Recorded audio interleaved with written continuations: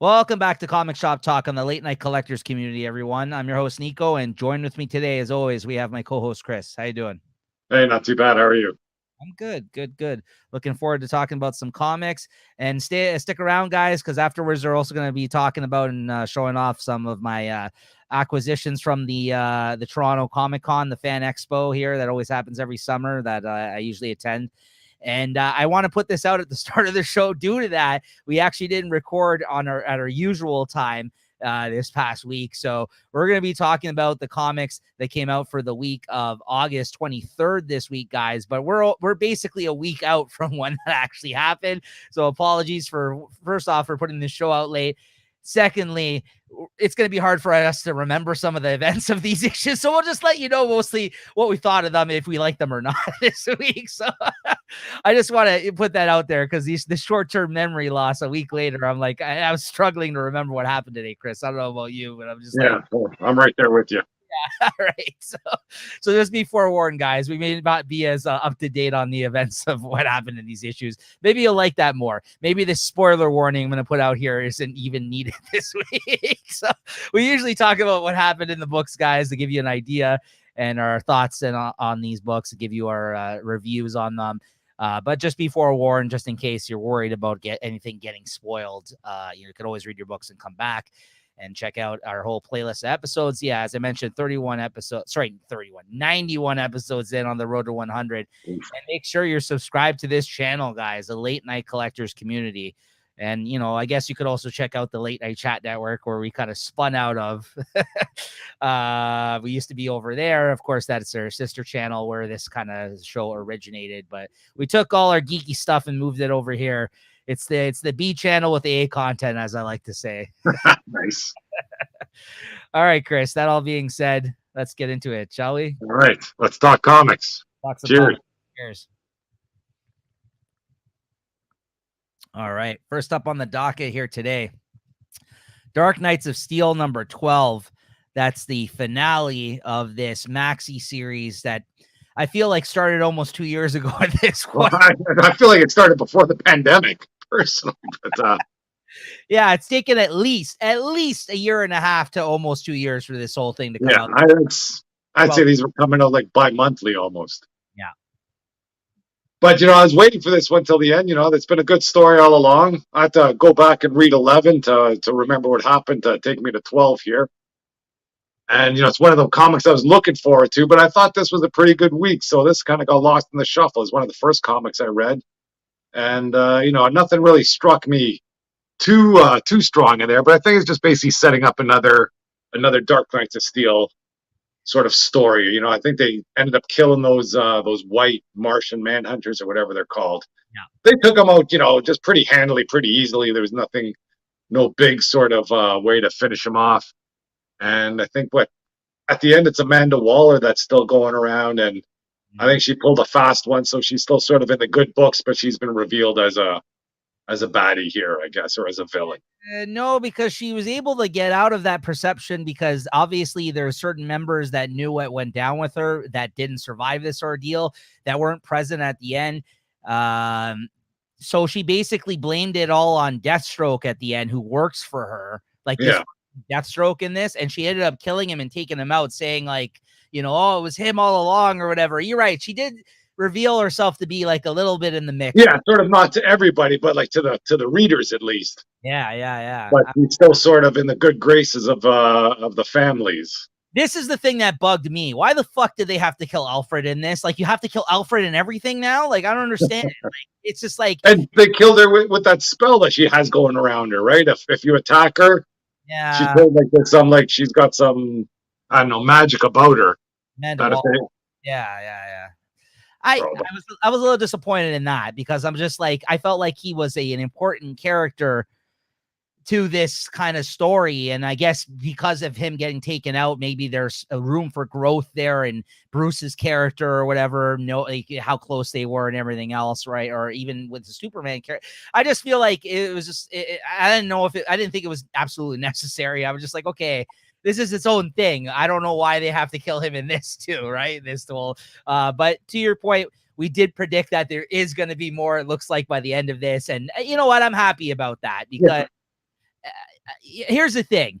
I think you're right. This did get lost in the mix of a pretty decent week. And not only that, unfortunately, I think it got affected by how long it took for these issues to come out. Honestly, like once this collection comes out, like the full thing in a nice hardcover, I'm going to go out and pick this up and I'm going to reread it because like, I think this is a really fucking good story. We were so high on this series when it started. And I think unfortunately it just lost a little bit of that momentum and that steam coming into for this final issue because of how long we waited on these issues, Chris. I think it affected my overall enjoyment of the series. Not to say that this was bad. This is a good issue. This is a good end. I look forward to more. I'm here for more. You know, I think it just had that going against it, unfortunately, because like, you know, every issue coming out every 2 or 3 months, it just didn't cut it for these last few ones. I think like it was. Yeah, I think this might be something you want to, like you say, buy in the trades when they come out. You know, I don't think there's much spec value in this. I don't think these issues are going to be, going through the roof. So you might as well just wait till it all comes out in one big shot. It's a good read. And I imagine you probably get it cheaper if you wait till it all comes out in one book. Absolutely. Yeah. So I think right now they've collected it. It's in 2 parts. Like it'll be like the first 6. Yeah, like a 6 and 6. Yeah. But I'm sure they're going to put this in a nice oversized hardcover, all 12 issues when it's all said and done now. Somewhere. So if you read this in issues, pick up the collected edition. If you missed out on this whole thing and you've been waiting for it to get collected, yeah, definitely pick this up and read it in one chunk because like, it's definitely worth your time. Great art. Great like world. Like I'm looking forward to more. I thought this was like, this is me and Chris have been raving about this series from the start of it. And I'm happy that they're going to do more. It looks like in this universe. Cause it's too good to be, I knew it. Like, I'm just like, there's no way this is it. Like the way they ended it. I'm like, there's still so much we haven't learned about this world and these characters and stuff you can build off of. Right. It seems like at the end, they kind of all have united under like the 3 kingdoms now have all finally united as one essentially. So where that's going to go from there, we'll see. Right. So what'd you give this out of 5 then? Yeah, I give it a 4 to 5 for this issue and the series itself. Probably a 4.5. Yeah, you know what? I'm gonna agree with you. 4 for this issue, and 4.5, maybe even close to 4.75 if I were to read the whole thing over again. It was really, really good. Yeah, really good in the beginning. Yes. Like they just lost steam. Yeah. All right. Next up, we got a new release for this week. We got Immortal Thor #1. Got my issue here. I don't know if I showed off my issue of Dark Knights of Steel, but I had my issue right here too. But yeah, I think I might have missed my copy. I gotta check with my store there, see what's going on. Yeah, I got Immortal Thor here, the Alex Ross cover. Yeah, me too. At the Immortal Thor there. Yeah. So what'd you think of this? Looking forward to this here. I don't know about this one here. Yeah. I'll give it a few issues, see what's happening. It's a very wordy issue, a lot of just kind of a lot of backtracking or kind of history or kind of just setting the stage for the new, I guess, the new arc. But didn't leave me with nothing to look forward to, let's say. Yeah, I'm with you. This was like an extra oversized issue. I like Al Ewing, I like his Hulk stuff. I was really looking forward to this book. And yeah, unfortunately, I don't feel like it hit the mark either. And you know what? Also, what it had going against it, to your point of it being wordy, Chris, is that he's really driving up the Thor speak in this, like the verily, and like Donny Cates' run prior to this didn't really do that all that much, nor did Jason Aaron's before him. So I feel like we've gotten so many years of it, like, they would put that kind of talk in it here and there, but like in this, it seemed like Al Ewing was kind of trying to write it like the old school Thor. Yeah, when Thor's in Asgard, it's not as good as when Thor's on Earth. Or I know that he tries to go back to Earth here, but we'll see. Yeah, I'll give it a few issues for sure, though. You got some of the Warriors 3 stuff in it. The art was nice, though. I got to say, like, the second half of the issue too, it's like the style changed up drastically when you got into this whole thing about this other god of lightning or whatever the hell that showed up, this other Thor, Utgar Thor, or whatever the hell his name was. It was almost like a different artist, but it wasn't. It was the same artist. He just kind of changed up his style. It looked like very dark all of a sudden. Yeah, like whenever this happened with the Statue of Liberty and everything like that, the lightning, this looked awesome. Like, I don't know if I don't know what like how he changed up his approach here. But if he's got this in him as well, I think the art was certainly a highlight of this issue. But I'm with you. This I enjoyed this. I didn't love this. I wanted to love it. I didn't love it. I think, like you said, I'll give it the first arc and we'll see where we go. Right. But yeah, we'll see. Like that was fun. Like I say, the art was great. You know, it was an okay read, but I don't know. It's just they're trying to. I guess they're trying to bring in some new, a new villain and just a lot of new stuff there that got to see how it pans out. And I just reminds me a lot of that Spider-Man stuff where they got these gods that are all powerful and he's got to figure out a way to beat them and blah, blah, blah. Yeah. What'd you give this out of 5? Well, looking back at that art, I might bump it up a little bit because there were some nice splash pages there. I'd give it a 3.75. I'm going to stick with my guns despite the art on 3.5 on this one because the story dragged it down for me, but the art was solid. So yeah, I mean so I could get swayed to give it a 3.75, but I'm going to stick it at a 3.5 for this one. Next up, big game number 2, Chris. Big game number 2. Yes, indeed. And I think you're going to be very happy about this one if I know you, just because you expect big things out of this. And the first issue did not deliver on that promise. But in this one, holy shit. Holy smokes. Yeah. It made reading that up. Like, I don't think I bought the Ambassadors, but it made reading that Ambassadors worthwhile. Like, those Ambassadors were good enough so when you watch them die, you don't mind. Yeah, you know what I mean? All of them in this issue. They were wiped out. I loved it. And these Chronauts or whatever they're called, I don't know much about them. But when they got blown away when they came back, I like how they went back in time and how they explain how expensive it is to go back in time. You get a little tease of the Superman or whatever he was called of that world, and they come back to time and boom, they just get wiped out. I don't know who they are. I don't know if they're important or not, but I felt they were, and they're gone. And then then they move right to the Ambassadors, going to try and save the Pakistan ambassador.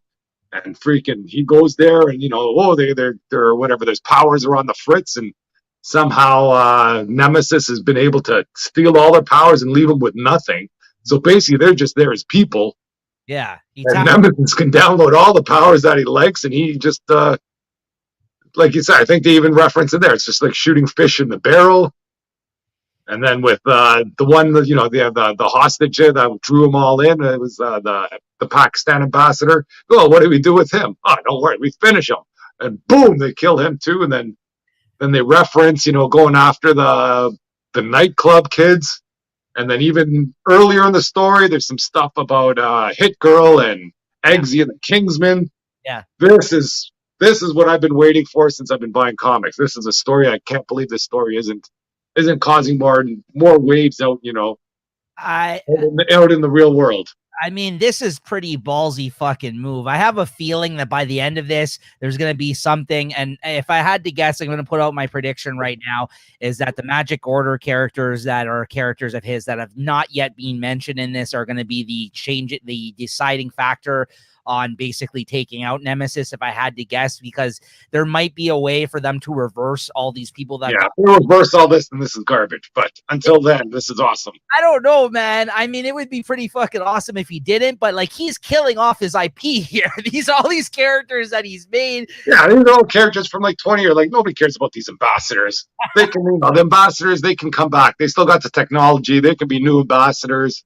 I mean, this guy's taking Kill Your Darlings to heart here. Like, he's just like, all right, all these characters I built up in all these miniseries over all these years. Yeah, who cares? Kill them. That's awesome. That's the best thing. I loved it. Yeah. It makes me even like that stuff better now. Yeah. I mean, like, to your point, he took out all the ambassadors. He took out the Chrononauts, which I was a huge fan of that miniseries. He took out the Prodigy dude, which I'm really fucking shocked about because that guy's like super fucking smart. And as soon as they came back out of that Chrononauts thing where they went in the past, there was just military men there that just shot them down right away. Like they're on top of them. I guess they're like one of those people have been hiding out for like 30 years. Right. Yeah. And next issue, they have their sights on Huck, who, again, I was a huge fan of that series, that miniseries. If you guys ever check that out, that one's one of the best ones I think he's done, is Huck, who's also kind of like a Superman type character, but he's like a stupid, like a doofus from Kansas. Like he's like a simple-minded type guy from Kansas, as opposed to an alien from whatever, like not Kansas, or it might be Kansas. It's something like small town USA. The country boy, yeah, essentially, right? So it's supposed to be his Superman. And then the nightclub kids, that's what they got their sights on. Kill them too. Kill them all. Fucking crazy, man. Fucking crazy. That's the only thing. I think he will fucking rewind it on some of these guys, but he's got enough creations here that he could scrap some of them, Chris, and like just make new ones, because these are all. Yeah, that's why he can make new ones. But these people better be dead. They're all creator-owned characters, right? Ballsy fucking move on his part, man. Crazy. So yeah, great issue. And Pepe Larraz on art. Holy shit. Fucking destroyed. Yeah, great issue. I agree with you. So yeah, I know that was your number one takeaway from the first issue. You're like, hey man, I signed up for some people to get killed by this nemesis. What's going on? And then I read this one, he takes out every single character that he's brought in. Oh man. So what'd you give this out of 5, Chris? Well, baby, 5.5. Wow. This deserves one of my rare 5s. I assumed as much. Okay, yeah. I'm not gonna go that high, but I'm gonna go probably 4.5 on this one, guys. Nah, I'll give it a 5. I'll give it a 5 because I might be handing out another 5 this episode. This is a great week. So yeah, 5. Wow, this is rare for Chris though, but I gotta agree with Chris. You know why it's even bigger for me is because I read all those miniseries. I know all these characters. So like for him to wipe them all out at this point, I was like, holy shit, like this is nuts. Well, it makes it bigger for whoever survives. Like let's say if Kick-Ass and Hit Girl survive, or the Kingsman survive, those are going to be, that'll elevate them as some stronger characters. And that might be the case. Maybe he wants to wipe the playing field of ones he felt they didn't. Yeah, just, get rid of the freaking fluff. Yeah. And I think to your point, all the characters that have died so far have not been confirmed. Actually, I think the ambassadors might have been. I don't think they were confirmed. The other ones, at least, confirmed shows on Netflix, because I think they're supposed to be because he has a deal with Netflix. Yeah. And some of these shows are apparently supposed to be coming out at some point. I don't know. But I'm telling you, though, Magic Order has not been mentioned yet. I think that's going to be the game changer. And I don't know much about Magic Order, but I'm happy to see however this plays out. He's got me hooked in here. What, this 5 or 6 issues? We're at number 2. Yeah. Keep it coming. Yeah. All right. So next up, we got Penguin number 1. I read this one this week.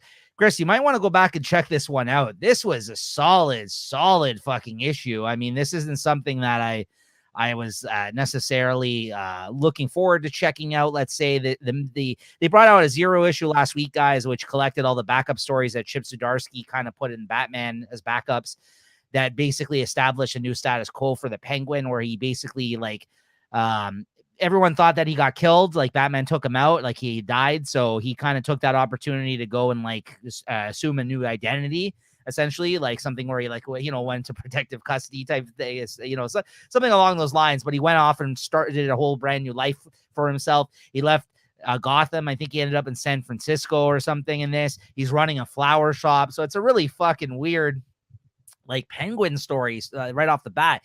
And I think he changed his identity, had plastic surgery and shit. So his look, he looks different in this, but he's still the Penguin. And in this, the way this issue opens up, and this is written by Tom King, and it kind of acts as a sequel to his Batman Killing Time miniseries, which I was a big fan of too. They actually reference some events that happen in this. It opens up with Batman in the Gotham River in the Batmobile, and it's sinking. All his hardware and it's fucked up. He can't actually activate anything in there to help save his life. He's slowly bleeding out and dying and sinking in his fucking Batmobile. His arm is severed, his tendon, so he can't actually move his arm to actually do anything. He says in this, so he's just sitting there bleeding out, and he looks over, and fucking across from him is Penguin, also fucked up. So it looks like something went down between the two of these guys, where they're both, with the cold open of them just both fucking about to die here in the Batmobile. What an awesome intro. You know, that's how you start off. And then you kind of get into the story about how he's kind of now relocated to you know, sorry, not San Francisco. I don't know what the fuck's that. Metropolis. That's where he is. To where he's in Metropolis, and he's trying to start a new life for himself, and he's dating somebody. It's like a new love interest. You even see him in the bed after they had sex in this, which is interesting. I don't think I've ever seen that, like the Penguin in that kind of position. And then you find out there's this agent that has tracked him down, that knows that he's the Penguin, that's basically trying to get him to be her eyes and ears in Metropolis and kind of set up in Metropolis, or come back to Gotham and kind of take back over his shit and be an informant essentially for them. And she threatens him in this. He doesn't play ball, but then she kind of threatens his new way of life with his new love interest and all these other things. And she's working for Amanda Waller, you find out. And by the end of it, it seems like he's agreeable. But there's a whole scene at the start where he goes to a tailor, and the tailor's a fucking idiot. He apparently has been going to this tailor forever, who's in Metropolis, even when he was in Gotham. But he makes a comment about his weight and says like how good he looks now. But he's like, oh, not that I was saying that you were fat before, but, and then, you know, it just keeps spiraling out, and he says a bunch of shit, and he's like, oh yeah, don't worry about it. Don't worry. Like, and I'm like, don't you know, this is the fucking Penguin? What's wrong with you? Like, and then his inner monologue is like, oh fuck, this guy's going to kill me and all this shit. He's like, shit, I should have said that. And then like later on, he leaves and he acts like everything's all good. After he stays for days in this interrogation room, he gets out. He's like, I'm late for an appointment, after like he agrees to be the informant for this woman. He leaves, goes straight to the tailor, fucking kills him. He's like, so he just walks in there. He's like, oh yeah, Mr. Penguin or whatever, Mr. Cobblepot, I got your suit here for you. Just fucking kills the shit out of him. And then it's like, oh, guess Penguin's back by the end of it. So I don't know. It was just a really, really solid issue. A great fucking villain story. It's great to get a good Penguin story, honestly. I feel like it's been a while since we've seen one. And it's kind of leaning into the whole gangster aspect, that he is a gangster outside of also a Batman villain. And I'm interested to see where this goes with that cold open of them both kind of dying at the start of this. So I'm in it. I would give this a 4.5, even 4.75. Honestly, this was a solid fucking book on a really good week. So definitely, Chris, you might want to check this one out. I honestly, maybe I'll give it a read. Yeah, very good, very good. Next up, we got The Ribbon Queen #2. Garth Ennis. I think it's coming out from is it AWA? I can't remember. AWA Studios, a smaller publisher. Yeah, and this is another solid issue. I've really enjoyed this so far. This kind of police procedural thing with this crazy like shit that's going on, where there's somebody that has the power to honestly rip the shit out of any person they want to, like a woman, hence the Ribbon Queen name, who I guess is able to tear people to shreds. Like Garth Ennis wrote in the back of his first issue, he got the idea that someone from the, you know, the term they coined the phrase of shredding them into ribbons or something like that. I forgot like the phrase, but like essentially, I guess his father said that to him or something when he was younger, and it's always stuck in his head. And in this, you got a woman who basically now has to deal with the fallout of this homicide of a dirty cop that she tried to take down, that this woman basically took care of for her, that she had kind of brushed shoulders with as part of a case. And by the end of this, there's a couple of other cops that feel like she did something to this guy that were cool with him, that are also dirty cops, that come to take her out.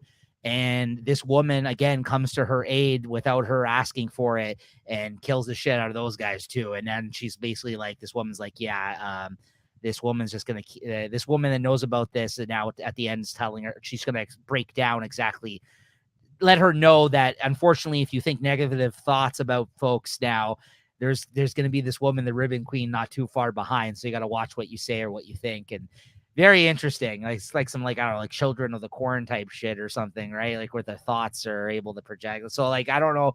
It seems like if she thinks bad thoughts about these people, this is what will end up happening. Right. So it's a gross book. I mean, like it's pretty graphic. I think they got the great artist on it, Jason Burrows, to show that the depiction of that gruesomeness. I give it a 4 out of 5. I'm really enjoying it. It's a good horror book. And then you got Unstoppable Doom Patrol #5. Still you know, I know we didn't really love the last issue. I really loved the first 3 issues of the series. Didn't like the last issue, and this one was just okay. I hope they really bring it home with these last few issues, because I still want to be able to recommend this book, or like, you know, I want to end where we kind of started off with my enjoyment on this one. But this issue was just okay. Again, I can't recall too much of what happened in this, but I think where they picked up where they left off with the 3rd issue storyline, because that last issue was that weird issue where they did doing the therapist shit. Remember that one? Where like, yeah, I remember we weren't too big fans of that one. This one was just all right. I think Chris Burnham, the artist, is doing career work, honestly, on this book, though. I think he's the perfect artist for this. His style is very weird. So I think he's a great pick for the artist of a Doom Patrol book. And it wasn't bad. It was okay, but it's not as good as I think as the first 3 issues of this miniseries. So I hope they really kind of stick the landing with the next couple and bring it back to how much I enjoyed the first 3. So I give this one a 3.5. You know, I'm glad they kind of were able to continue with the storyline from the 3rd issue, and it wasn't all just weird one shots like that last one. But you know, I'm ready for a good conclusion now. All right, Chris, Venom 24. Venom 24. I got my issue here. There we go. Freaking Doom. Can't go wrong. Yeah. And, you know, it's back with Eddie Brock. So that's the storyline that I've been kind of enjoying out of this whole story. And we got Eddie Brock going to, I guess, Doom's home country there. You know, it starts out with him at the airport. And the Doom bots are, you know, I guess they're all security there. And they're trying to kind of lay down the law on him, and Eddie just kind of lets loose, and he ends up, you know, having an audience with Doctor Doom, and Doctor Doom sort of greets him as an equal almost at the beginning, because now he realizes that Eddie Brock's the King in Black. He's the king there, so they try, and, you know, he tries to talk it out with them, you know, and so he sees what he wants. You know, there's a little bit of a side story between Doom and one of his Doom bots. I guess he's just arguing with the AI in there, saying, you know, hey, what happened? How come this guy's here? But that's a bit of a side story, a little bit of fun bit. But the big meat of the story is that I think Eddie Brock wants a time travel device that Doom has control of, and Doom doesn't want to give it up. So after all the niceties are done, and they realize, you know, the words aren't going to make way, then they just start to scrap it out. And I think at the end of it, Eddie accidentally sets off this time portal platform. And I think they just end up somewhere together, you know, lost in time, and they have to figure something out there. So that's not bad. You know, it's always good to see Doctor Doom, especially with the symbiotes there and Eddie Brock. So this is, you know, if I could kind of cherry pick issues, if I knew which ones were going to be good ones, this would be definitely one I'd get over all the stuff that's going on with Dylan Brock and, you know, whatever he's finding out there. So love the issue. I'd give this a 4 for sure. Yeah, I mean, I didn't read this, but when putting the art together, I always appreciate a good Doctor Doom appearance. Not only that, I love the scenes of Eddie Brock actually sitting at Doom's throne room, like his banquet hall, and like eating. Yeah. Eating with him, because I love that. I love that Doom like invites people in to his castle, and like they sit and have a meal with him while they talk. When they know they're both to just go to, like, you know, just go to war with each other. And he's like, well, you know, maybe we can talk this out. You know, I can't give it to you. He goes, well, we got a problem. He goes, do you want to fight or do you want to finish eating? And he goes, oh, I'll fight now. He goes, okay, let's go. Yeah, I know. I love it. I love that whenever that shit happens. So it's a lot of fun. All right. Next up, some quick hits here for you. I didn't read either of these, Chris, and I know you said you didn't have too much to say, but let's end out the Night Terrors talk here, guys, with Night Terrors, Harley Quinn 2, and Angel Breaker 2. Chris, let's show off some of the art here while you do that. Yeah, I'd have to see a bit of this Harley Quinn. I think I did read it. Yeah, I read it. Yeah, I don't know. Maybe it's a bigger story that's going over my head, but I wasn't too impressed by it. You know, it's an okay read, but blah. That's about it. I think, yeah, there's talking. I think this one here, it's still all that multiversity, or the multiverse. Yeah. I don't know why they want Harley to be some multiverse hero. And I think they still reference some of the stuff that's going on in the main series. So I don't know. I didn't like it at all. So yeah, whatever. 3. Yeah, and then we got Angel Breaker. Yeah, you know, I bought the Angel Breaker 1 because of an Ivan Tao cover. That was awesome. I think he did have a variant cover for this one as well, but I didn't like it as much.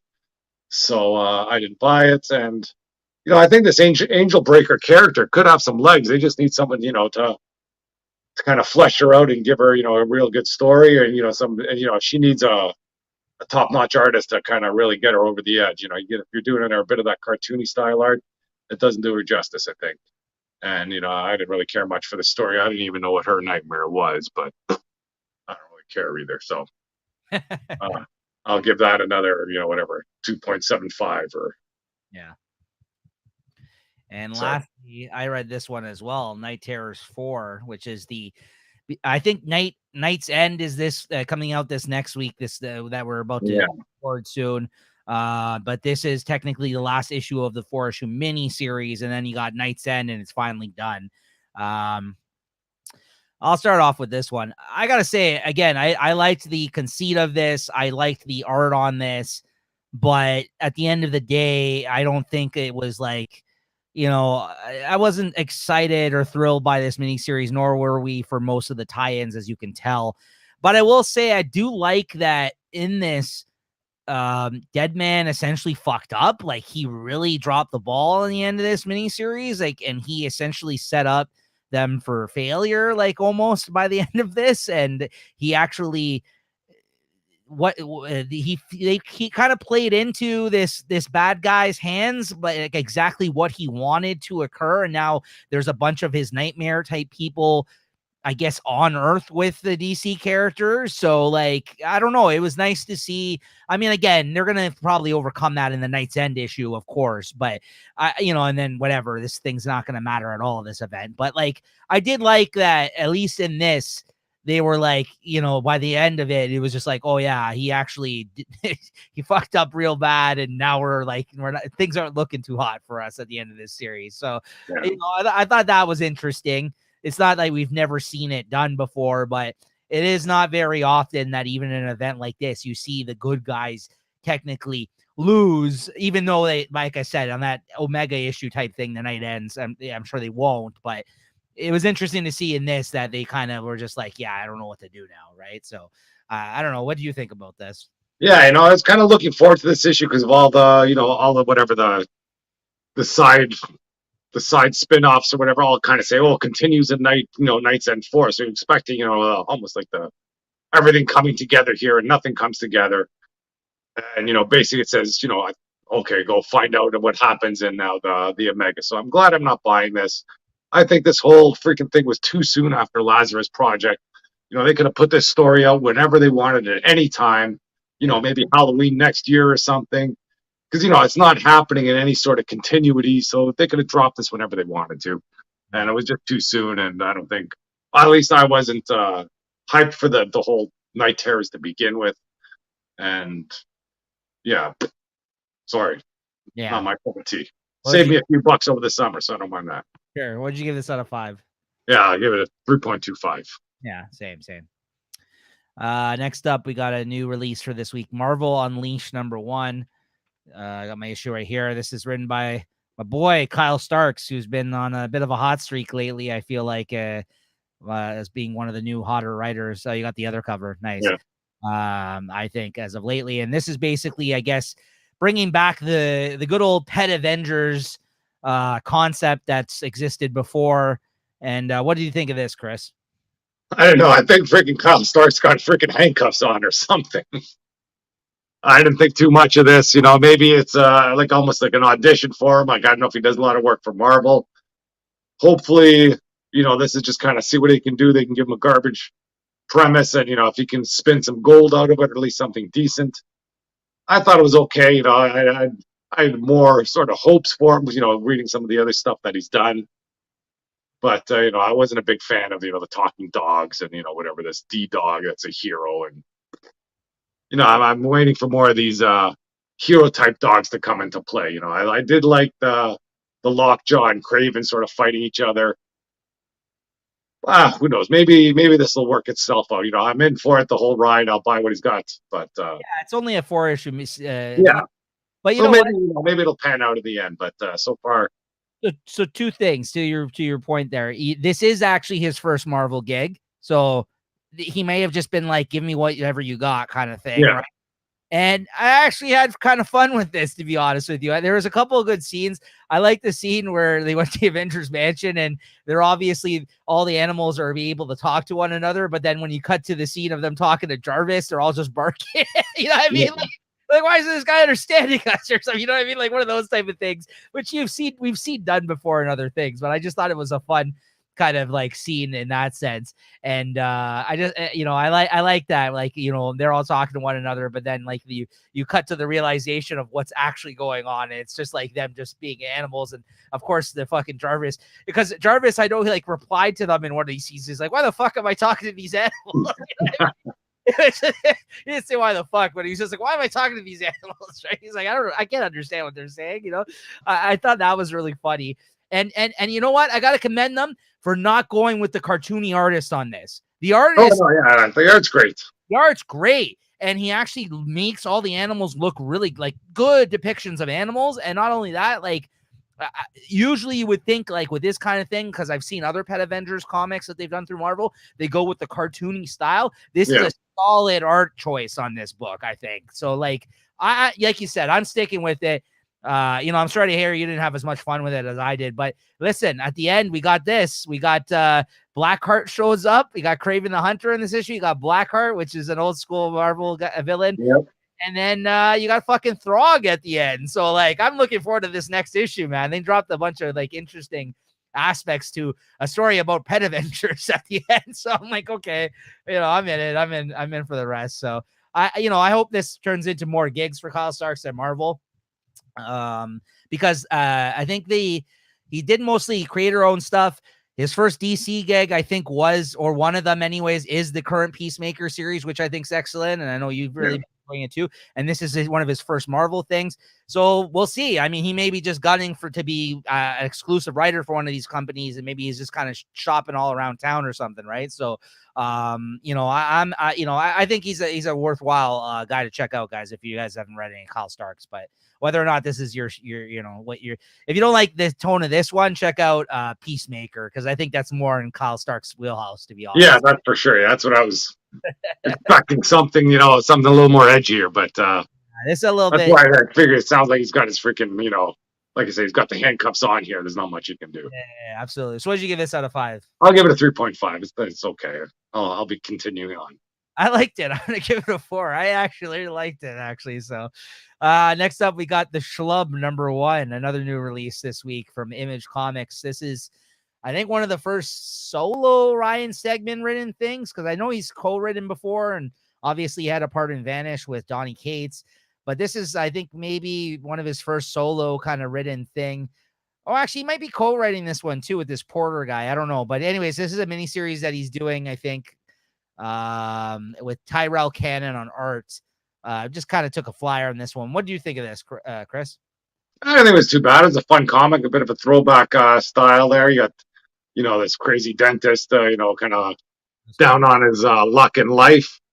And, they got the Freaky Friday going on. So that's always a fun story when you get mixed up with, I guess, the champion of this world. And yeah, I'll read. I mean, I'm not buying this one, so yeah, I'm not really invested in too much. But hey, it was enough for me to read on, and I'll continue going on. Maybe they can, kind of twist this sort of trope on its head. Yeah, it wasn't bad. I think it started off really strong, but then by the end of the issue, I felt like I was less interested in what was happening. But to your point, I haven't been picking this up physically either. I read digitally, so I might stick with the series for a couple more issues, see where it goes. It is the Freaky Friday concept is always a fun one.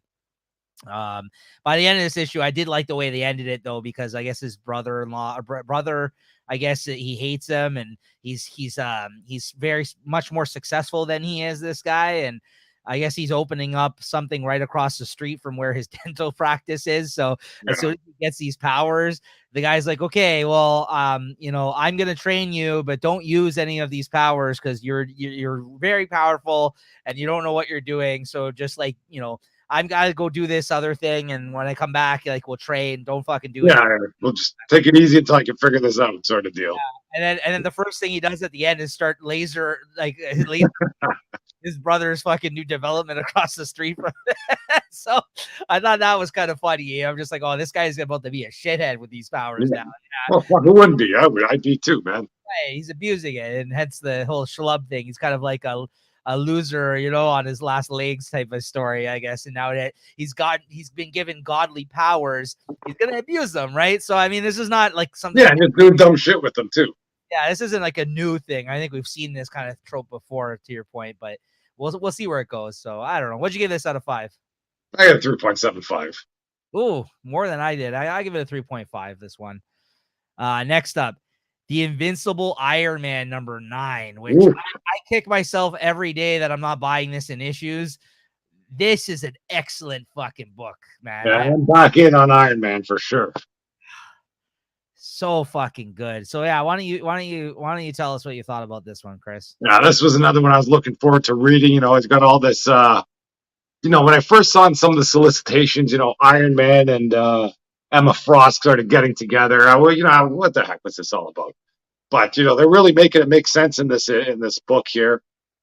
And I might have to reread this one just to kind of get exactly what's going on. But this is getting me hyped up for all this Fall of X business. To my detriment almost, because now I'm trying to read everything of Fall of X, and not all of it is good. Like this is good. And there's some big stuff coming up, and I might have to look through this again just to see what's happening. But I remember when I was reading it, I loved it. And the art is great here. You can't go wrong with that.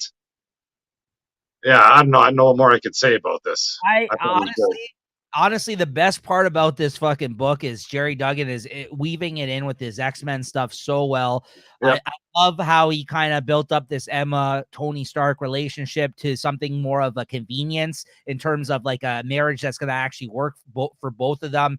It's a marriage of convenience for how it's going to basically help them out at this moment in time. They have to unite essentially in order to go against all the shit that's going on against mutants, as well as the way that they're gunning at Tony Stark right now. This Fei Long has fucking got this guy cornered. He is down and out. I love that even Cantwell's run before this, brought Tony to a fucking dark place where they broke down this character, but he has actually it sunk in so low, like it's like Daredevil fucking low type of shit going on in this. They are sitting on with rats around them in the fucking sewers in this. Yeah, the Morlock tunnels there. Rhodey is he's scared for Rhodey's life now as a result of his mistakes. I just love it. It honestly, it's like the most down and out I've seen any of these heroes in these books in a long time. And like you said, the art's great. I love the X-Men aspect and tie into everything going on with Fall of X right now with Emma. I love Emma. Excellent fucking issue. I just love this series. And at the end, they go to the Hellfire Club, where obviously Tony's father used to be a member, and she's in disguise, and the fucking Kingpin's there because, of course, he's the new Black King or whatever the hell it is. That's perfect too. It's like, he's been sort of taken off the chessboard. Now he's back, and he's back freaking pretty hardcore too. Yeah, absolutely. So what'd you give this out of 5? I give this easy 4.5. I gotta give this a 5. I'm gonna be honest, this is neck and neck right now for me for favorite of the week with the book that we talked about earlier, Big Game. It was a good one though, that's for sure. I'm just loving this series. So yeah, I gave this one a 5. This is the issue that I read this week where I was just like, whoa, like fucking, he is not he's this is bad times for Iron Man, Tony Stark, right? I was like, wow, you've really made an impression on this character. Next up we got Firepower number 26. I think Chris, you said you also read this one this week. Yeah, I'm pretty sure I read this one. I gotta see what's going on here. I've been sort of putting out Firepower, so yeah, unfortunately I think this was the wrong issue to come back on. This is a pretty straightforward, I think, basic issue where it kind of just moved the story along just an inch, I think, in this one. This issue is basically, you could chalk it up to they're now training again to fight the bad guy, and essentially who took them out on the last arc. He's going around destroying cities, but now like his whole like dojo, like all the people that he like, his whole school of kung fu guys, like essentially basically like Iron Fist. Like they're all now learning finally to actually wield the fire power, like the actual being able to shoot fireballs from their hands. So that's essentially it. I mean, by the end of this issue, there's a woman now that hasn't been able to actually tap into this. I think his wife, who hasn't actually been able to wield this power as of yet. But by the end of this issue, it looks like she's finally thrown her first fireball after like so much training. So now all of his family's able to do this. His master now is able to do this. So yeah, they're just basically, we're seeing the wax on, wax off type. Yeah. It's essentially. Yeah, and then there's one character that's having trouble getting the fireball going, and he's trying to explain to him, it's the more you try, the harder it's going to be, sort of deal, It has to come from. And then you think he gets it, but then you find out it's his wife at the end. So yeah, exactly. I thought it was a decent issue, like I said, I'm just dropping in, dropping out. But I might read what's going on. Sounds like you're brewing up for a big battle between the fireballers and the dragon again. Yeah, no, they definitely are, and it has been great. I mean, it's only been a couple of issues since its return after its hiatus. Not to say this issue was bad. I just think this was just a pretty straightforward issue comparative to what came before it, right? But I think if this was Walking Dead, this is like a mid-issue or a mid-episode, a mid-series episode. That's what I'm looking for. Exactly. So what'd you give this out of 5? I'll give it a 3.75 because I give out like 3.5 to freaking crappy comics. So this one was okay. I agree with the Chris Somniarty. It's always worth the 3.75, even for a basic issue like this, for sure. Speaking of crappy comics, we got Realm of X #1. Written by Comic Shop Talk's favorite writer, Torunn Grunberg, as Chris likes to call her. Torunn Grunbeck. Listen, Torunn, I keep giving you a chance, but you're just not doing it for me. I'm sorry to say. Like, and honestly, to Chris's point, I'm just like, okay, Fall of X, I'll try this out. You got magic in this fucking book, and I didn't like this. Come on. Yeah. Like, come on now. This Torunn Grunberg person, she's all over the place. I think she's doing a lot of the Dynamite stuff. I think, she's doing like either a new Vampirella or a new Draculina or a new Red Sonja that I wanted to read and go, it's Torunn. I'm seeing some sick covers. I just can't buy it. I'm sorry. Yeah. I know if this is her, like her niche is to be, Valhalla-ish or, everybody speaking Old English in the past, but it is just not for me. Yeah. And this has nothing to do with Realm of X. They can throw these people, or the Fall of X. I don't know why they even bothered putting the Fall of X sticker on this. This might just be another Night Terror. They can all just be dreaming. Who cares? Yeah, I mean, this kind of feels like it fell into the realm of the Excalibur stuff, I guess. Yeah, I was just thinking about that, like that. And that Excalibur stuff didn't really excite me either. I know there's some big things coming out of that, but I know what their Off-World is called there. Yeah. But that's called is it Other Worlds or something like that? Yeah, come up with a better name than Otherworld, but anyways, that's another story. Go on. I was gonna say the only interesting thing about this was I liked this Dusk character. She was kind of cool, and I also liked the inclusion of what's her name, Typhoid Mary, who obviously she's kick-butts. Yeah, but like again, even with all that and magic, I could not care less about this comic. Yeah. I don't know.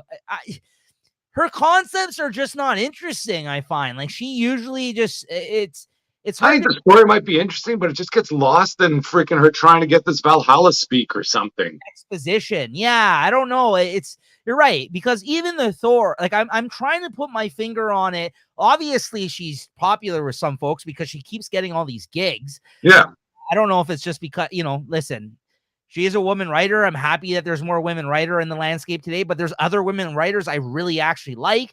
I do not like this writer all that much. And it's not because of that. I just think it's like, so I don't know if she's just getting gigs because of that, or there's people actually really connecting with her work. That's why I don't want to get into all that, but like, I just don't understand what's so good about this writer to get all these fucking gigs. I don't know. Maybe she's just a good worker and, like she puts everything out on time. And it's not bad, but it's just not good. I just don't. Yeah, because even all that Thor stuff she did. I mean, yeah, it was a tough act to follow when Donny Cates is the person that was before you.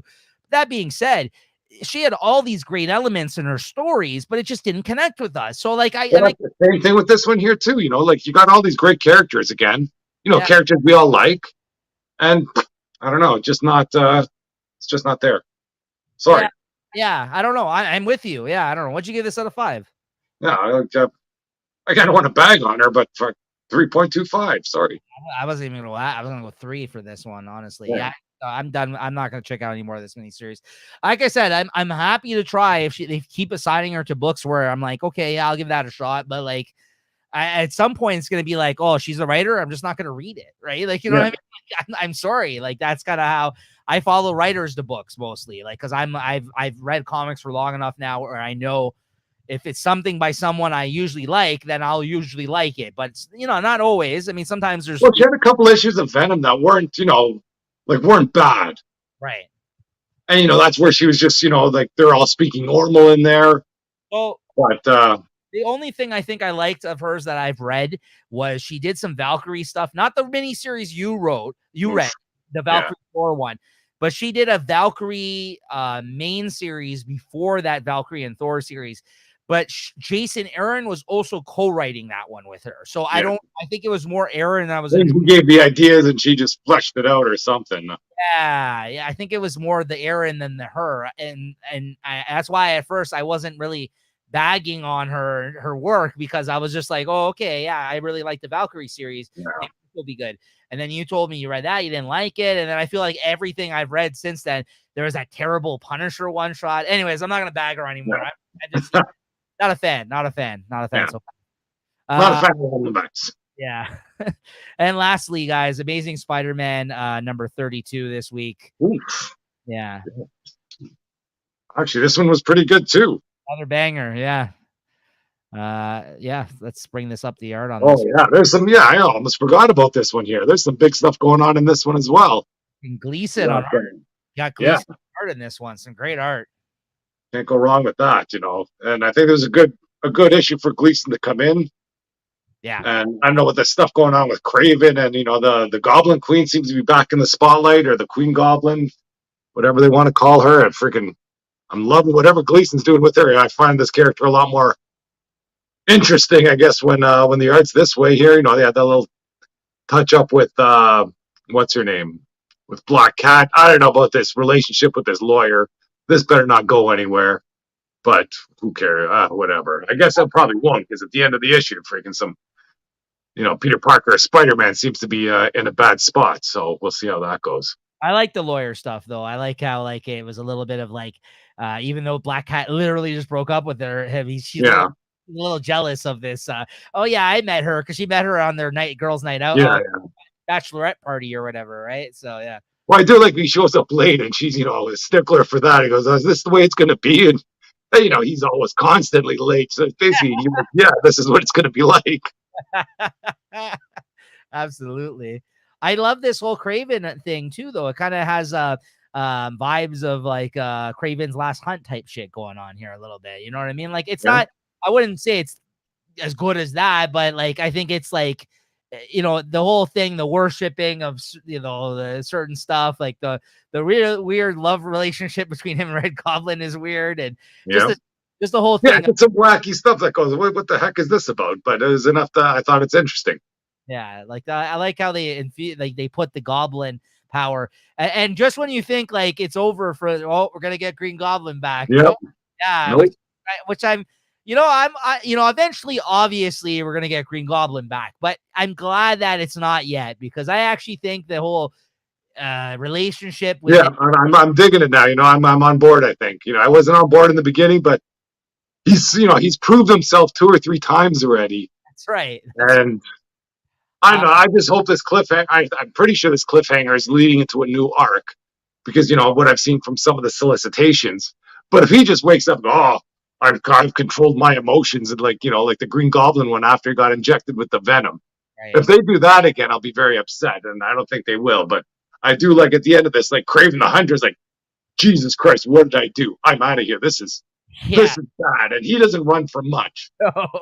I liked. I got to give it up to Zeb Wells because this does feel like old school Spider-Man where he's juggling several fucking problems in his life at all times. Like that is to me like the old school Spider-Man like series. Like that's how it used to be the old Spider-Man issues. Like it was just be like he'd always be juggling with whether it be financial problems or girl problems or problems with the villains and you know what I mean, his identity. And then now he's freaking turning into the Green Goblin. It looks like so. That can't be good for anything. Yeah, and like when he leans into like the 90s kind of like story tropes like I feel like we've seen from Spider-Man, he actually makes a lot of them work. So like it's very good. Yeah, it's still I'm happy to say it's kind of gone back to a place where I think these have been I'm definitely I'm upset about this Mary Jane stuff, but if they're not going to use her, then freaking at least get her right out of it. So I'm happy for that too. Absolutely. Especially if they're going to have her as a superhero or something, which is kind of baloney anyways, but yeah, agreed. All right, so what'd you give this out of 5? Now it's freaking I forgot about this altogether, but I'll give it a 4.5 easy, maybe even more. This is some of our highest ratings ever, guys. Like I remember when I was reading like these first, like like I say, I read the Dark Knights of Steel on the Tuesday. I read that online. And then when I got my comics, like my first 4 were like freaking just it was like Venom, which was good, Spider-Man, which was good, Iron Man, which was good. Yeah. Like the first 4 or 5 comics I read were all freaking great. Then I kind of just had a bit of a sliding scale afterwards, but I thought that was a great week. Great week. All right, so that's going to do it for the books we wanted to talk about this week that we read, guys. But I'm going to quickly show off a few acquisitions from Fan Expo 2023, guys, for you guys. I'm going to show off a couple of... Yeah, I prefer, I enjoy the reason I like going to the shows is I sometimes pick up some art pieces. I do like collecting original art. So I got 4 pieces at this show, which is, I think on average, I usually get at least 3-4 pieces if I can't afford it. But I think even in the last 2 years, I think that's a lot less than I used to do before. Yeah, freaking look at the background around them. It's all freaking covered from years of Fan Expo, it seems. Exactly. Not even Fan Expo, just freaking anytime an artist shows up. Hey, man, what do you got? I got you. Exactly. So I've been trying to take it a little bit, be a little bit more sensible now. But I got 4 pieces in total at this show. So I enjoyed them all. All of them were good, but I'll probably show them. I guess maybe in terms of my least. Listen, I like them all, but I'll show you my last piece. I'm going to save the best for last. I'll say that much. Okay, so I have a Doctor Strange sketchbook where I get different artists' interpretations of Doctor Strange. So I got 2 of them in this at this show. It's 2 new editions. So I got one by Simone DeMeo, who is going to be the upcoming artist on the new Batman and Robin book, who I haven't read too much by him, but I knew he was going to be the new artist on that book, and I was looking up his work online and some of the other stuff that he's done. So I really like his style. It's kind of more like an animated look almost. So I got a head sketch of Doctor Strange of him in my Doctor Strange sketchbook. Nice. Yeah. So that's showing off. That's a nice one, actually. That's showing up good. Yep. Okay. So yeah, that's his. Hold on. And they just do that there while you're there, right? Yeah. Well, you leave the book. What the fuck am I doing? Yeah. You leave the book with them. Yeah. Yeah. You leave the book with them. There we go.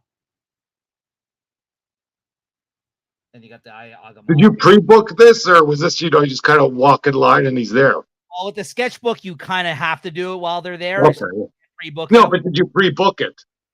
No. Like you go on. So yeah, you just walk up and say, "Hey, I got this." Yeah, do a line. So he has a list going, and whether or not they can fit you into the list is dependent on like how many commissions. Yeah, that's where I'm like, my question: how many would he like? How many, let's say, commissions would he take in a day? Like, so I gave the book 20, 30, 10, I don't know. I gave the book, it depends how fast the artist is, right? So I gave the book to him on Thursday, which was the first day of the con. And I told him I need the book back by Saturday. So I'm going to pick it up from end of day Friday from you. Because on Saturday, there was an artist that was attending for one day that actually ended up doing the next one I'm going to show, but he was only there on the Saturday. So I'm like, okay, I need the book back by tomorrow. Now, sometimes the artist would be like, I don't know if I can do that. At that time, I think I was like 4th or 5th on his list because he had already taken a few by the time I got to him. He and I usually I'll get like a bust or like a full character. But his full character, his bust was a little bit more double the price of the head sketch, because normally I don't just like going with the head sketch, but I did want something from him because I'm like, you know what? By the time Batman and Robin comes out, his profile is going to go fucking way up. And I'm like, I'm not going to be able to afford anything from this guy. So I'm like, I'm going to just get a head from him. And I think he did a pretty good job of it. Yeah, I think it's like a good use of space. Not like he just drew a freaking little corner on the head. It's exactly. But depending on the artist, sometimes that's why I mean, you have to kind of be, guys, if there's anything I learned with commissions, you got to be upfront with these fucking guys when you pay work. Yeah, don't assume that they can read your mind, and Exactly. Well, that's what I said. I'm like, hey, when you do the head sketch, can you include like the cape a little bit and like the eye? I told them that's what I wanted, because if I didn't, he could have literally just did a profile headshot or something, right? Yeah. So, no, I don't want that. I said try to fill up the page as much as possible. Yeah. Because like a bit of a collar at least, if you can't do the whole cloak, but exactly. So that's why it's always good bang for your buck if you try to explain that to the artist and they're receptive to that request, right? So otherwise, sometimes they'd be like, no, I'm not doing that. I'm like, okay, no, I don't want it.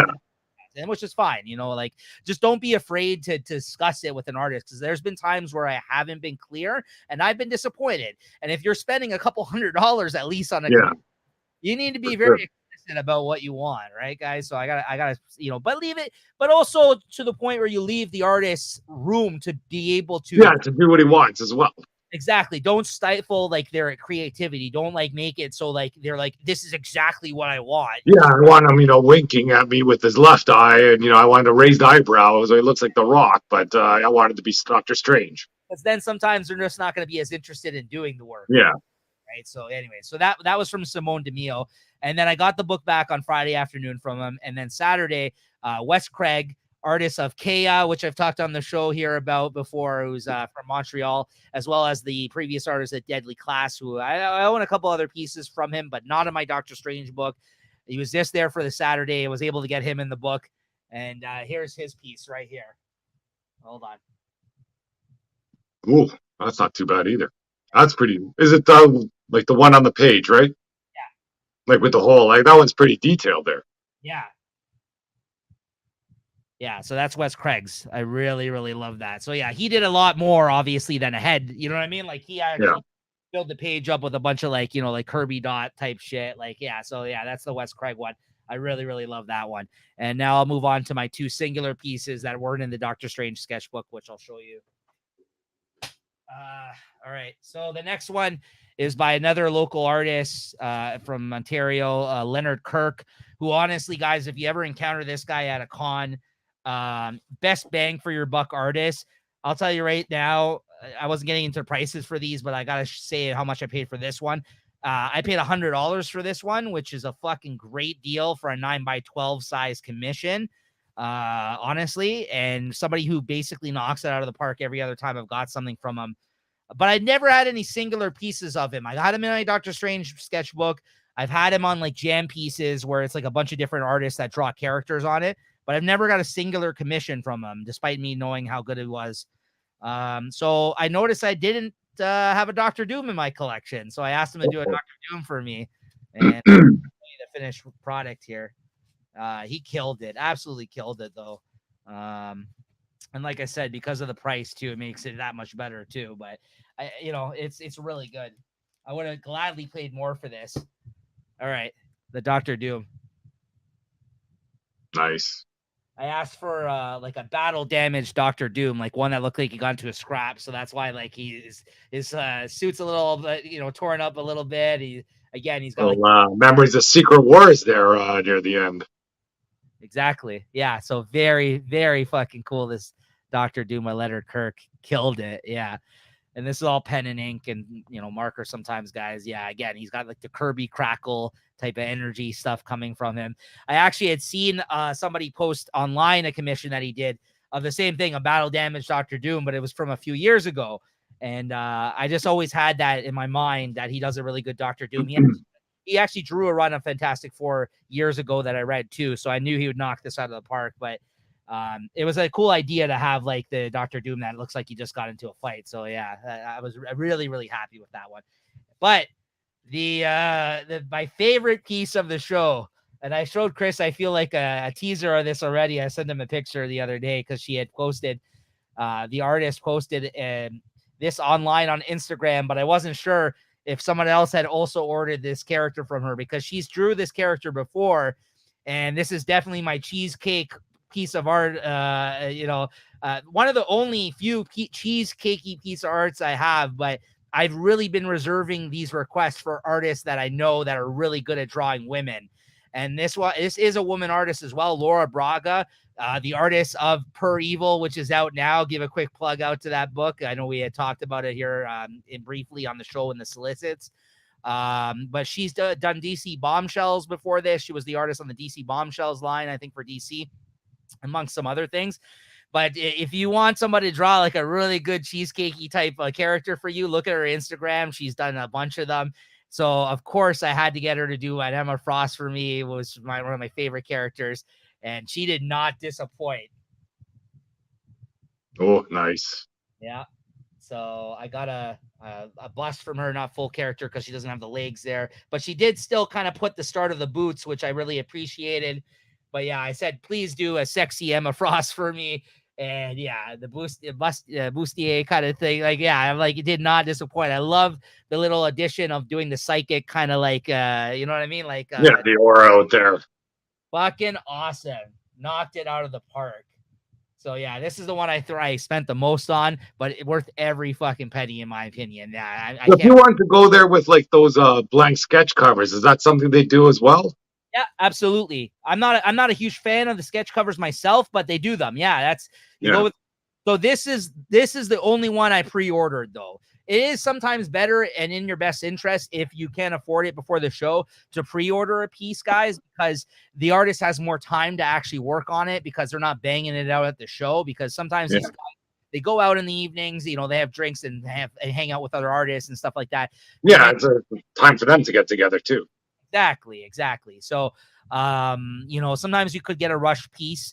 Not all artists are like that though. Some of them are pretty like on top of it still. If you get like, look at the Leonard Kirk one, you know what I mean? But like other artists I've had where I'll show up the next day and they'll tell me, oh yeah, just come by tomorrow. And oh yeah, tomorrow. Yeah. Now they're fucking hungover. And at that time, if you've already paid them, you're like, fuck, you know what I mean? Yeah, it's not looking good. Right. So I pre-ordered this one. It was done by the time I came up to pick it up at the show. And it's fucking fantastic commission. Yeah, I'm really happy with that one. So yeah, those are were there any Fan Expo exclusive covers that were available or anything like that? Or do they have like all those kind of exclusive covers at other, other shops or other retailers that are available to buy? No, so when you come into the con, they actually have a Fan Expo exclusive. And they sell all the Fan Expo exclusive covers and other stuff at that booth. So So if you're into that too, they have always some nice covers for Fan Expo exclusives. I actually went to a panel when I was there. Frank Miller spoke about 300, the comic that he did. Frank Miller was there for a day. The panel actually wasn't that good though. It was only like half an hour. They cut it in half. I don't know what the fuck was going on. But anyways, I've never been at a panel where Frank Miller's actually been there. So I'm like, okay, yeah, this might be interesting. And they actually gave us 300 variant covers for the 25th anniversary that different artists had done. So that was kind of cool. So I got the 300. I got 2 exclusive covers by different artists that they gave it to everyone who attended the panel. And yeah. Oh, I also got an exclusive cover for you as well from the show. I got doubles of it. That was nice. Batman 125, which I think may have been Zdarsky's first issue or one of his issues. They had a Universal, which is like one of the companies that as a distributor of comics here.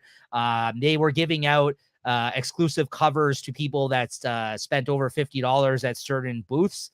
And I was able to redeem, because I'm at my booth that I work at. I was able to redeem that and get a couple of covers. So I have a copy as well, Chris, waiting for you. So I also got this. I wanted to shout this out. I actually showed this on Late Night Chat last night.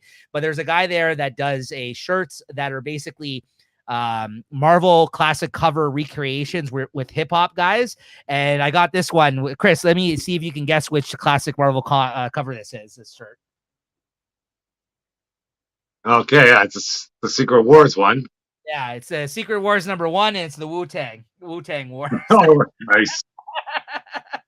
He does a really good job, this guy. So, if you took the cover side by side with the shirt, like he replaced all the different characters with different Wu-Tang members. So if you're into hip hop and you're into comics, this guy does a really good job of actually combining the two. And I've seen him there for years, but I've never picked up a shirt. I had a couple of friends that I was working with at the booth this year that had picked up shirts from him in previous years, and they were wearing one of them, and they're like, "Oh, he's here, and he's got new designs and stuff like that." So I went and checked it out. And yeah, I love the Secret Wars cover. I like Wu-Tang, so I'm like, oh, okay, I got to pick this up. So yeah, it was a really cool pickup as well for me at the show. Nice. So yeah, it's a good time. I got to go to this one. I got to go this next year for sure. Yeah, man, you let me know, but we'll go together. Like I said, through my vacation, the money I'd spend on vacation, I'm blowing it at freaking a fan expo. Or like even if you, like I said, we can talk commission stuff. If you ever want to pick up a piece for yourself, I can advise in that sense, because I've got lots of experience in setting that kind of shit up too, right? So if you're looking for help in doing that. So, but yeah, always a fun time at Fan Expo, guys. Definitely go, check out a con near you if you can. And but yeah, before we wrap up here today, let's go over some new comic solicitations for November 2023. We're going to be showing off the Marvel solicitations because we didn't get to that last week. Very quickly here, we'll show that for you guys. Let me just bring that up.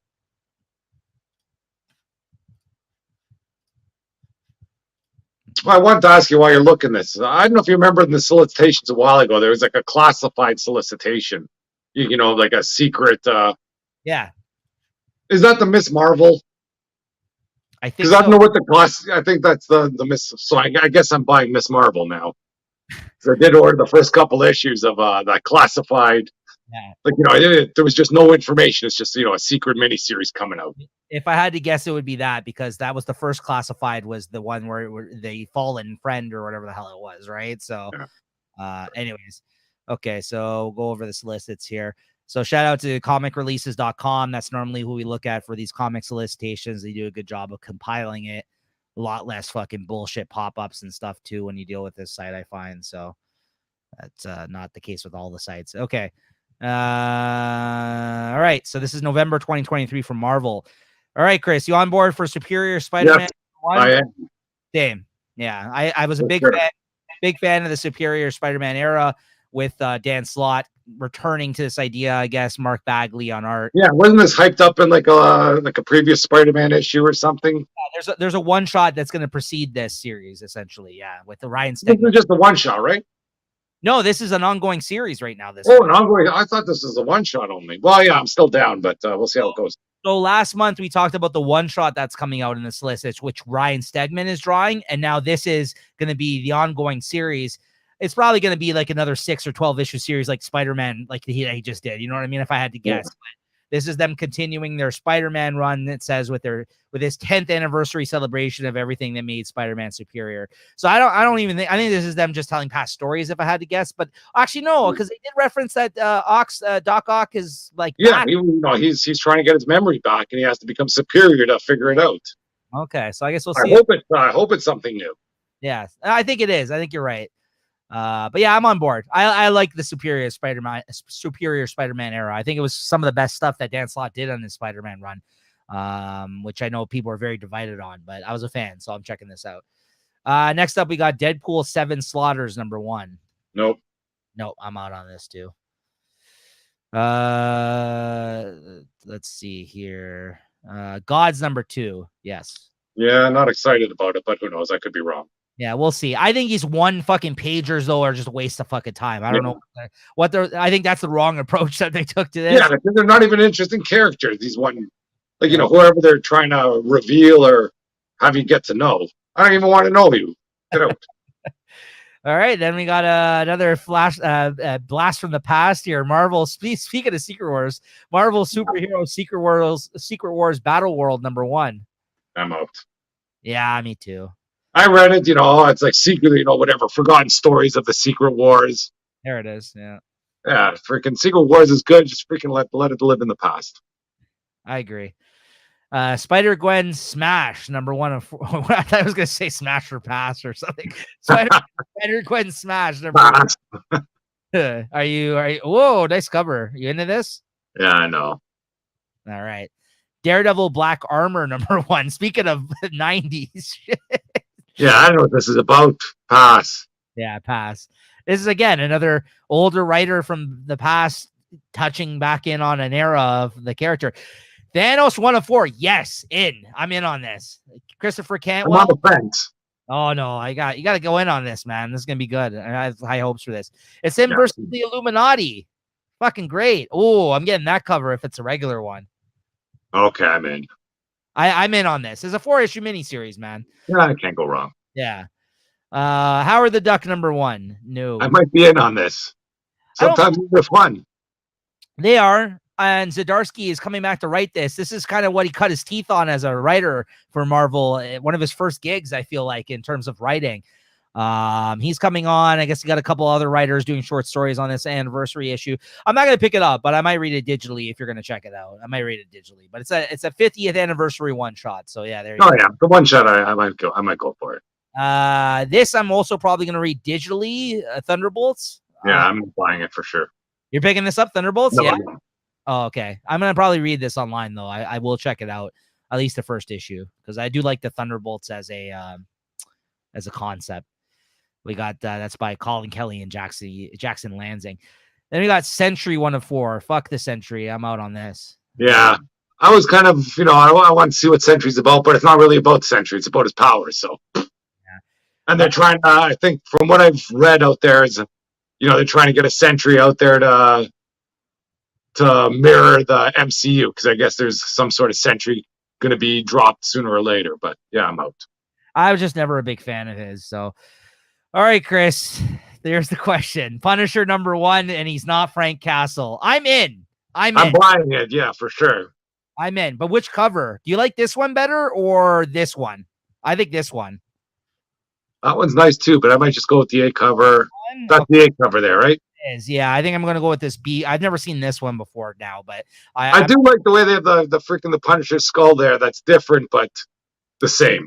Listen, if this is the way to bring him back and they're going to shelve him temporarily and they're going to have this motherfucking S.H.I.E.L.D. agent, whatever the hell he is, kill people in the name of Frank Castle in this book, which eventually will lead to the return of him, I'm on board. Yeah, he's coming back at the end of the series. I agree. So that's why I'm very supportive of this. And I think I've heard other recent comments that they are planning on bringing him back in light of all this. I think people have just been freaking out way too much and need him back. So I think this is the key to bringing him back. I'm on board. If they're going to tell an interesting story with this, I'm on board. So yeah, I'm here for it. So I'm not with the whole fuck this series, not Frank Castle. No, this is how we got to get him back though, guys. Unfortunately, got to get series to get to Frank Castle back, right? So I that's who I want back.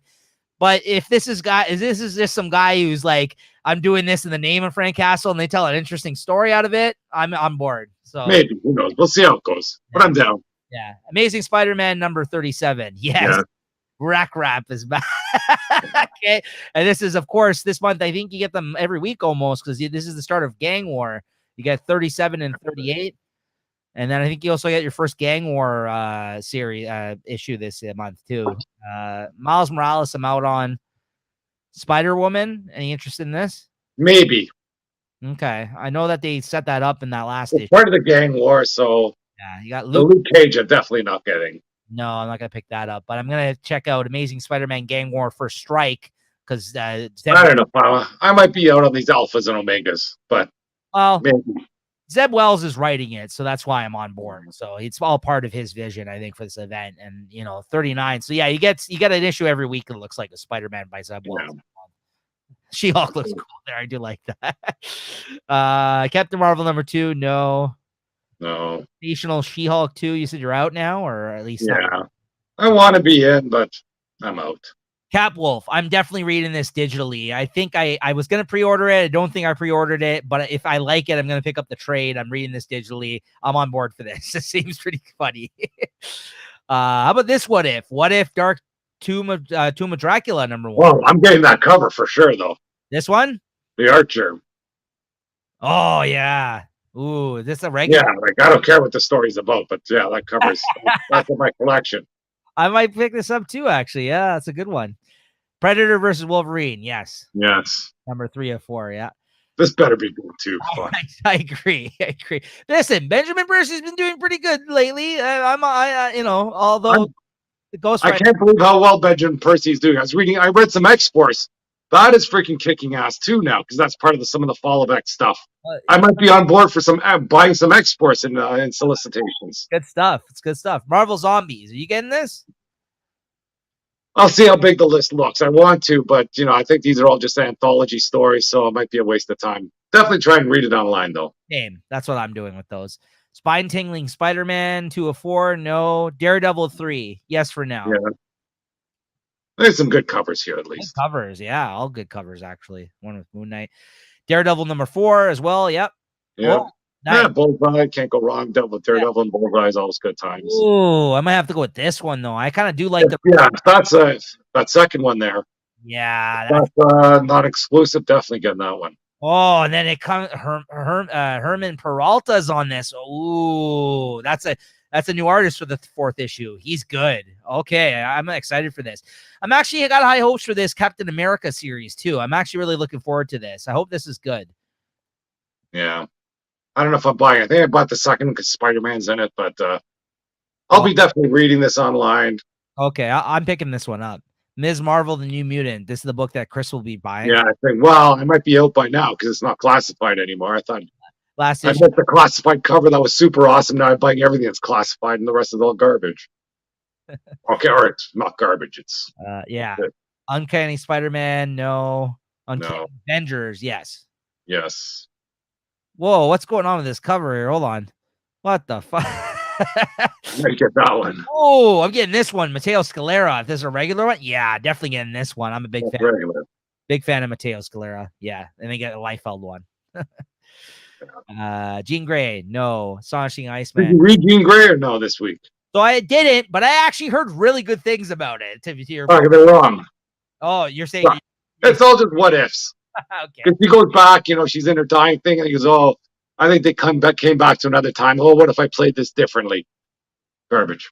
Not garbage, but nothing to do with Fall of X stuff.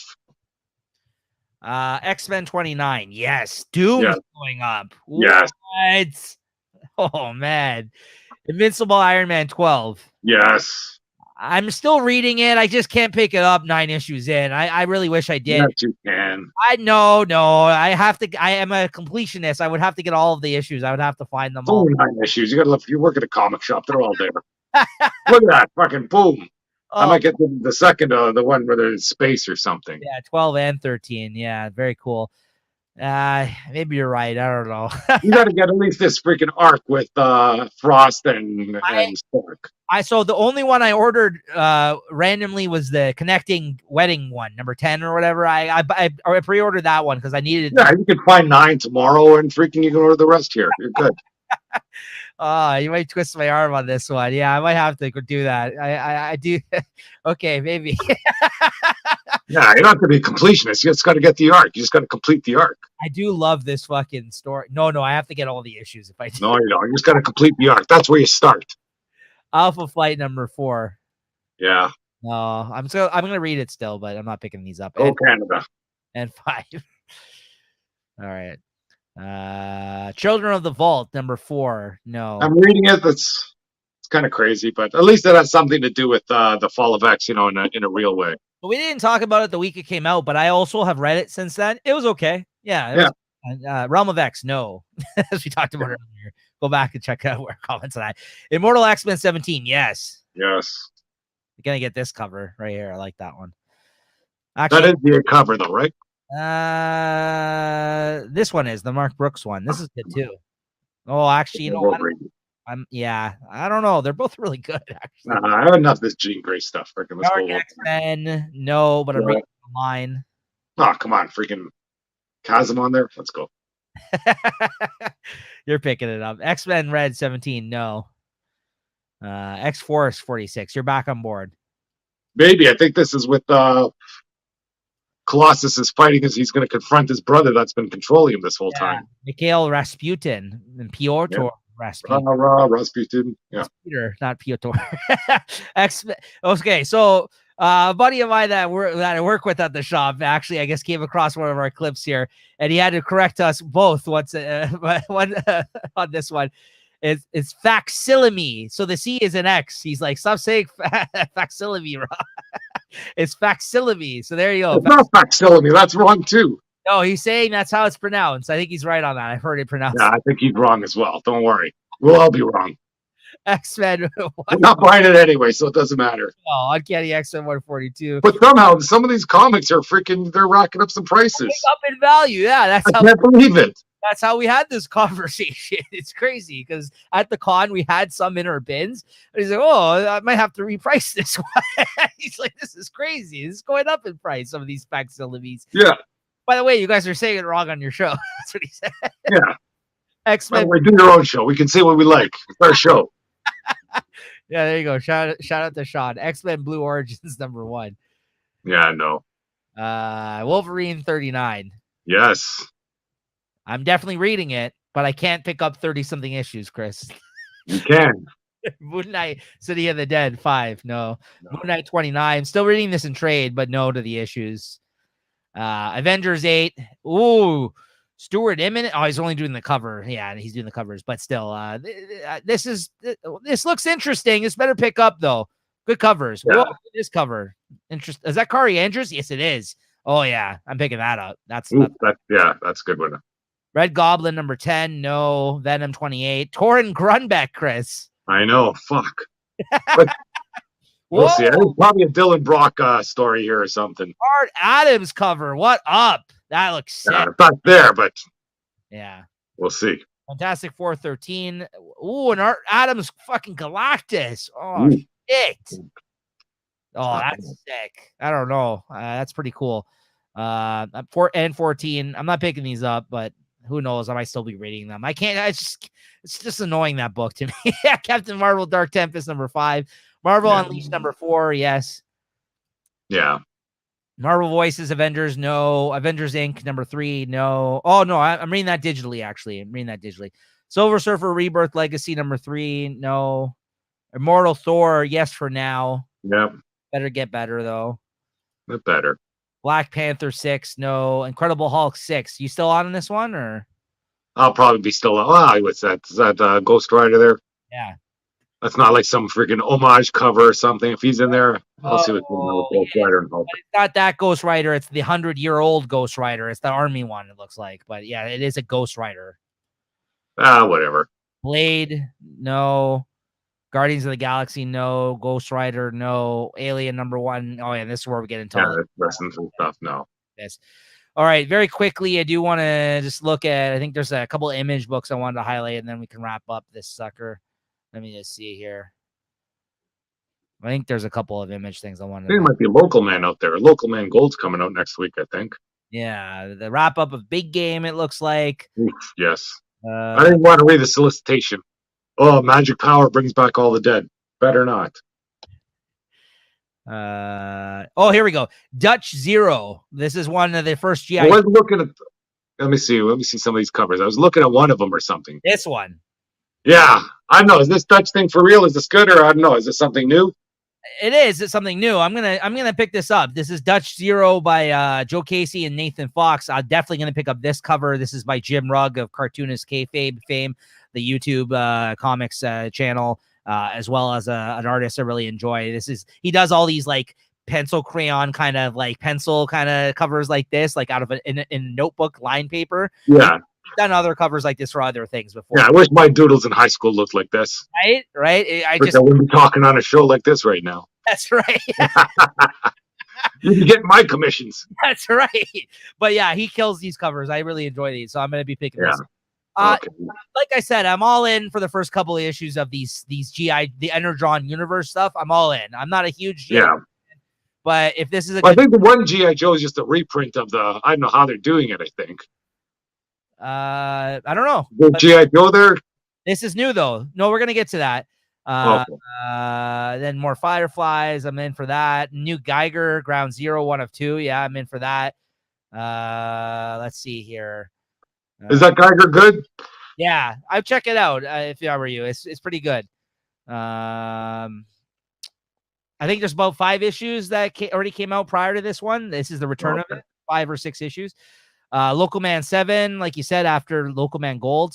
Oh, look at this variant. Local Man Strike File, like Youngblood. That's pretty fucking cool. That's cool. That's an homage to Strike File, Youngblood era, of course, 90s comic. Where's the other one I wanted to highlight? There's another one I wanted to mention. Sacrificer is going to continue Schlub.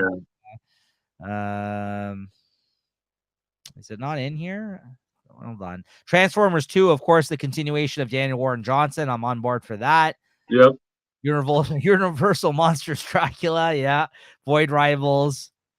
Yeah. I might be getting Void Rivals. I'll get to this. This is the end of the arc, I think. It is. Yeah, it is. I thought there was something else that didn't show up here in the solicits. I think not only is this book coming. Oh, here it is. I skipped past it. So G.I. Joe Real American Hero. This is issue 301. Larry Hama is continuing after 300 issues of writing this, but they are making it accessible because he wrapped up his story at the end of this 300th issue when it was owned by IDW. That went from Marvel to IDW to Image now. And this is his first issue setting up the G.I. Joe direction for Image's version of this. Larry Hama has written 300 fucking issues of this book since the 80s Marvel series. Really great artist. Chris Mooneyham is going to be joining him on this. So yeah, I'm going to be checking this out as well. But there's also another one shot that I think comes out this month other than Dutch. That's another, I think it's Cobra Commander, I think also comes out this month, if I'm not mistaken, but I didn't see that out there. I don't see it in this, but it was on the previews website. So unless they pulled it or it just isn't on this guy's solicits that he put together here. Yeah. That one is coming soon too. So check that out. I think the December is like an early, like the Wednesday's like December 1st or something. So some stuff from December. Probably why it's on the previews app. You're right. And then there's also a new James Tynion book coming in that actually is a scary Christmas story related thing. So you're right. That's probably why those two books are on there and I didn't see it in the solicits here. So also look out for that. I think it's called like the fucking Deviant or something like that. It sounds fucked up. It's like about some killer around the holidays. I'm really looking forward to that. If you read the description of this book, it sounds really fucking crazy. I think that's like a 1 out of 9 issue miniseries. So that's another one I'm going to be checking out once it comes out. So yeah that's going to do it. Maybe I'll, if I can see it. That's some stuff I'm looking for. Some like, you know, the off the radar type of stuff. Yeah, absolutely. I mean, you got to mix it up with some of the superhero stuff with some of these Image titles. I think there and you know, some of them are superhero related as well. So it's cool in that sense too. Some of these creator own things, right? So all right, so that's going to do it for the solicitations for November 2023. Wanted to highlight Chris. What are you looking forward to picking up next week, man? Or reading? Well, I guess not really next week. Well, I guess next week. Tomorrow. I've already seen this issue. I got that Gnort swimsuit edition. Yeah. Walk out there, wasting my money. But anyways, I'll read. There's Marvel Age 1000, Hulk 3, Invasion, Ultimate Invasion 3, Wolverine 36. Got the Action Comics Doomsday Special 1 and Local Man Gold. And then there's a bunch of other stuff that I might be reading online. Yeah, I'm going to be reading online the ones that you mentioned, Hulk and Wolverine and Local Man Gold. Like those are ones I'm reading online. And the Nort special, sure. Ones I'm picking up are the Batman, Catwoman, Gotham War first. Oh yeah, I'll probably read that online. Like I said, I'm trying to get out of these stupid alphas and omegas. But that one looks good though too. It does. That's freaking horror. Like at least that Jorge cover looks pretty good. Yeah, Arcade Kings #4. Black Hammer, The End, which is the wrap up of the Black Hammer stuff by Jeff Lemire. Marvel Age 1000, Ultimate Invasion #3, World Tree #5, and also there's Plot Holes #1 of 5, which is a Sean Murphy creator-owned series that comes out this week. I already own the hardcover. He self-published it, and I bought it at a con, last Fan Expo, actually last year, and now he's bringing it out in issues through a publisher. So I've picked up the issues because he's had different artists draw the covers that weren't available in the hardcover I bought. And I just like supporting Sean Murphy's stuff. So I picked it up in issues. I don't know if I'll reread it for the sake of the show. We'll see, but I'm picking up the issue. And then there might be some other stuff I'm reading digitally as well, other than the stuff that Chris mentioned, like Hulk and Wolverine that I'm reading digitally. Yeah. Might be something else, but I'm not going to pull that up. Anyways, Chris, our favorite book of the week out of this fantastic fucking week. But for you, I'm sure I can guess because, guys, it is once in the blue moon. I can count on my one hand how many times Chris has given a 5 rating out to a book. And so sorry to spoil the surprise, but Chris, come on, give it up. Give it up for this issue. I'm sure you're going to get it. Well, there were some good ones, though, like freaking The Amazing Spider-Man, Iron Man, if this didn't book come up this, or if this book didn't come out this week, that would have been tough. But freaking, it's got to be big game. Yeah. And guys, I gave 2 5s out this week in addition to my 5 to big game. But I got to say, the one that made the biggest impression on me, even more so than big game, as crazy of as a swerve this was, it's just because of my ongoing enjoyment and appreciation of this title. And I wish I actually owned the issue to show you right now. And that's Invincible Iron Man number 9. I got to give it up to Invincible Iron Man. But honestly, yeah, between the two of those picks, you can tell. And like we said, Amazing Spider-Man. And I'm going to throw Penguin into the mix there too, because I know Chris didn't check that out, but I think he would agree if he did. It was a fucking spectacular week of comics. And, I know it's been quite a while since I feel like we both unanimously agreed on that on this show. And so I'm happy to say that. And great picks this week. Great stuff. So yeah, honestly, I'm not you can agree with me, Iron Man. Like, you can understand. Yeah. I'm always happy to talk about good comics. It sucks when we got a bag on comics, but it's always good when there's a bunch of good ones we can talk about. Yeah, absolutely. So yeah, there you go. Great week of banger comics, guys. Go check those out. But yeah, I think we both agree on each other's picks. If it wasn't Iron Man, I would give it to Big Game as well, like this week. And he had some other couple contenders there too. Yep. Good stuff. Yeah, and you're right. I might have to go find the issues of this Iron Man series because I really enjoyed this one. Just get the arc. Yeah. Well, we'll see. All right, guys. Well, that's going to do it for Comic Shop Talk this week. A great episode. We'll make sure to tune in next week and check in with us, or this week by the time this episode comes out, because as I mentioned, this came out late. So you might see us by the weekend again with another episode of these. So we'll see you guys then. Later. Okay. See you later.